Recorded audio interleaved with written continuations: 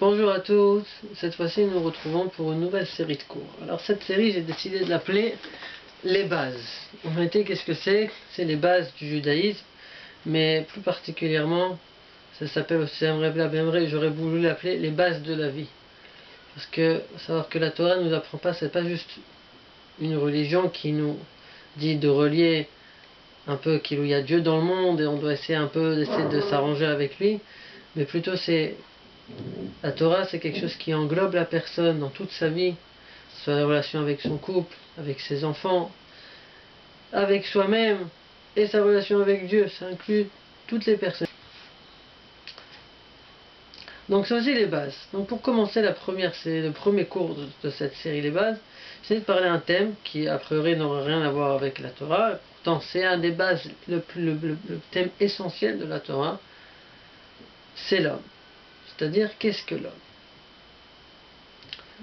Alors on raconte qu'un jour à Athènes se baladait un philosophe grec avec une torche en plein jour. On lui a demandé qu'est-ce que tu sais. Il dit je cherche, qu'est-ce que tu veux, qu'est-ce que tu cherches? Il a répondu je cherche un homme.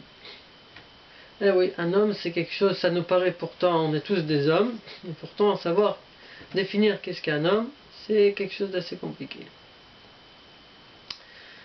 Et évidemment, si on ne sait pas ce que c'est être un homme, on pourra pas, c'est très difficile de se comporter comme un homme.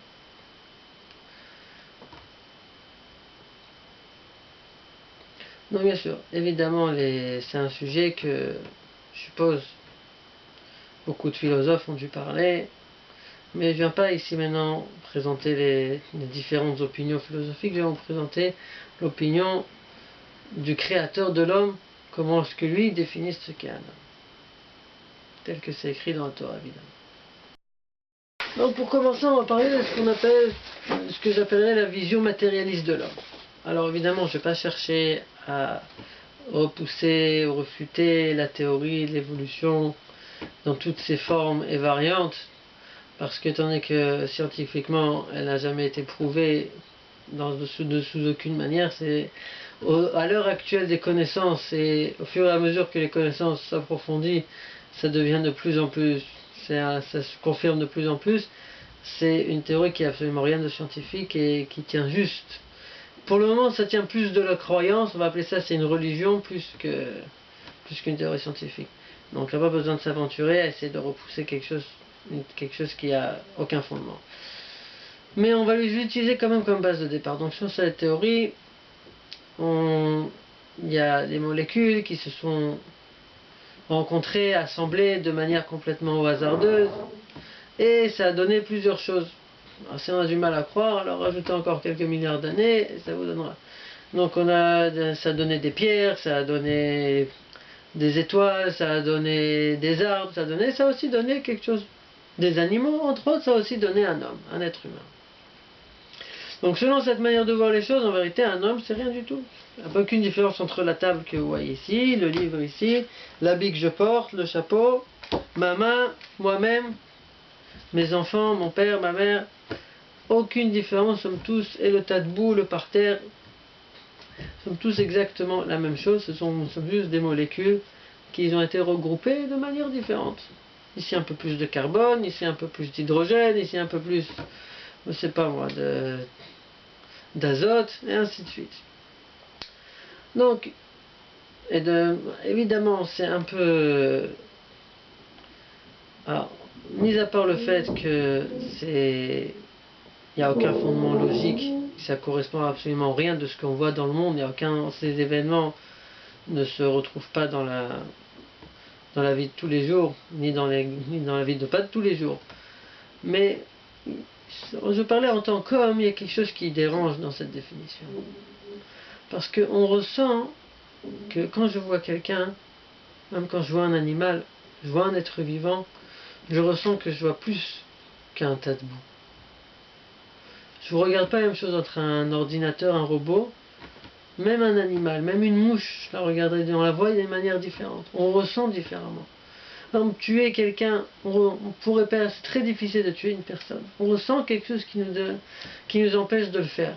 Un certain dégoût, un certain arrêt, quelque chose qui nous bloque.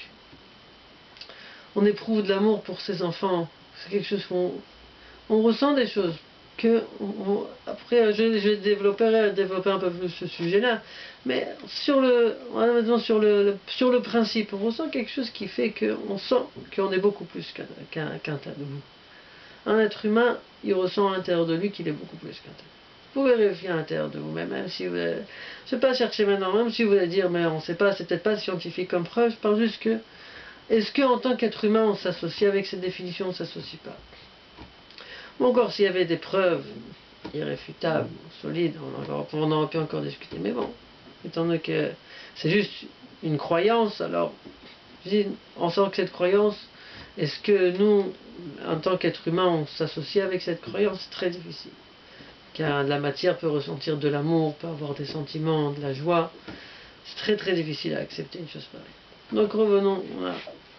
Donc on voit qu'un être humain c'est beaucoup plus que ce que je vais appeler, c'est beaucoup plus qu'un corps. Il y a quelque chose de plus à l'intérieur. Alors maintenant qu'est-ce que c'est? Alors, vous attendez tout à ce que je dis, c'est la neshama, mais je ne vais pas parler de la neshama, je ne vais pas parler de l'âme aujourd'hui. C'est pas le point essentiel de ce que je veux dire. Donc pour revenir, revenons un peu à la création du monde, à la création de l'homme, quand Dieu a créé l'homme. On dit que dans la Torah, l'homme, l'être humain, ça s'appelle Adam. C'est aussi le nom du premier homme qui s'appelait aussi Adam, évidemment. Adam, c'est une racine en hébreu qui a deux manières, deux interprétations. Adam, ça peut vouloir dire Adama. Adama, c'est la terre. Et ça représente la vision matérialiste, justement qu'un homme, c'est qu'un bout de terre. Un bout de terre organisé de manière différente. Il y a une autre, mais non, ce qui nous intéresse le plus, c'est une deuxième extrémité dans l'homme qui s'appelle Adam. Adam, ça veut dire Adamé, je veux ressembler. Adamé, la Elion, je veux ressembler à celui qui est au-dessus de moi. C'est-à-dire qu'il y a quelque chose qui relie l'homme. L'homme, c'est un être qui se sent relié avec quelque chose qui est au-dessus de lui. Et l'homme a été créé donc avec ses deux côtés. Il est d'un côté attiré par la terre, c'est tout ce qui est le matériel, et d'un côté il est attiré, Adam et Laïlion, ils recherchent à se rattacher à quelque chose qui est au-dessus de lui. Il faut savoir que c'est un besoin naturel chez l'homme. C'est pas quelque chose en plus, c'est pas quelque chose qui a été éduqué, c'est un besoin naturel. D'ailleurs, vous verrez, chez tous les hommes, ce besoin existe. Même chez les gens qui ne sont pas religieux, même chez les gens qui sont athées, ce besoin, il existe. Sauf que, il va être déformé. C'est-à-dire qu'à la base, c'est comme l'homme a été créé à l'image de Dieu, donc il cherche à ressembler à Dieu. Parce que comme toute chose qui sont proches l'un de l'autre, elles cherchent à se rapprocher. Si je veux rencontrer quelqu'un en Israël, quelqu'un qui parle français, alors automatiquement on va créer un lien. S'il a les mêmes idées que moi, on va créer un autre lien encore plus. Toute chose qui est semblable se rapproche, se rassemble, qui se ressemble, s'assemble, comme dit le proverbe. Bien connu. Donc l'être humain, parce qu'il est fait à l'image de Dieu, évidemment il doit travailler, c'est-à-dire c'est quelque chose à la base, c'est en potentiel seulement, cette image de Dieu. C'est certains plus et certains moins, mais c'est quelque chose qui doit être travaillé. C'est-à-dire qu'on a la possibilité de rejeter cette idée-là. On peut rejeter, on peut décider de se rapprocher de l'animal.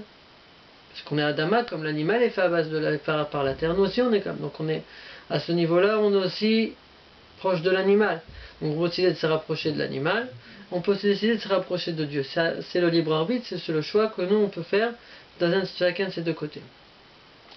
Maintenant, si quelqu'un, cette pulsion de se rapprocher de quelque chose d'au-dessus de moi, si elle n'est pas exprimée, si elle ne s'exprime pas avec se rapprocher de Dieu, elle va s'exprimer avec se rapprocher de quelque chose d'autre. C'est toutes les causes qui existent dans le monde. Il y en a qui vont, c'est la patrie, qui vont mourir pour leur patrie, il y en a qui vont sauver des vies, c'est aller vacciner des gens, des Africains, c'est protéger les animaux, protéger l'écologie, toutes les grandes causes que les personnes elles le font vraiment sans aucun intérêt, sans chercher à gagner de l'argent, sans chercher à gagner de l'honneur ou quelque chose comme ça. Elles le font vraiment parce qu'elles ressentent, elles meurent même pour ces causes-là. Parce qu'elles ressentent que vivre sans ça, la vie ne vaut pas la peine d'être vécue si telle et telle cause, si j'arrive pas à œuvrer pour telle et telle cause. Donc en vérité, tous ces sentiments-là, c'est une déformation de la pulsion originelle qui est de se rapprocher de Dieu, de se rattacher à quelque chose qui est au-dessus de moi, la valeur suprême par excellence, c'est Dieu.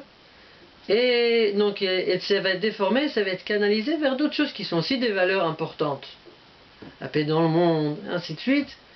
Et ça va être tourné, on va passer sa vie à ça. Donc, pour résumer, je reprends. Donc d'un côté, l'être humain, c'est un être avec des grandes cohortes, des grandes capacités.